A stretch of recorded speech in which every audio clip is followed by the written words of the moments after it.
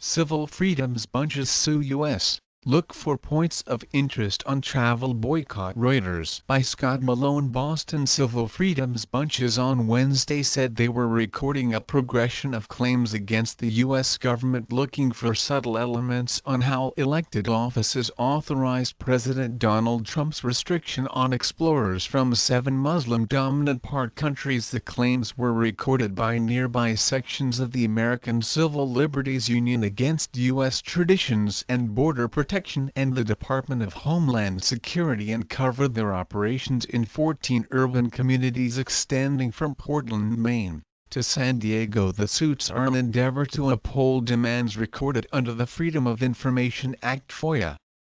Days after Trump marked his first official request constraining travel, that January 27 arrange, proposed to satisfy a crusade guarantee to take an extreme position on migration, first incidentally banned explorers from Iran, Iraq, Libya, Somalia, Sudan, Syria and Yemen. The request, which likewise briefly banished evacuees, prompted a few days of tumult at U.S. air terminals, with explorers banished from entering the nation after landing, while a huge number of individuals ended up protesting the measures. A government judge requested an end to authorization of that boycott, and Trump lined up in March with a less clearing request that did not restrain voyagers from Iraq, but rather which has additionally been tested in courts. Rivals said the requests disregarded the U.S. Constitution's denials on religious separation, referring to Trump's crusade guarantees to force a Muslim ban. The Trump Organization said the confinements are legitimate and are important to secure U.S. national security. The suits,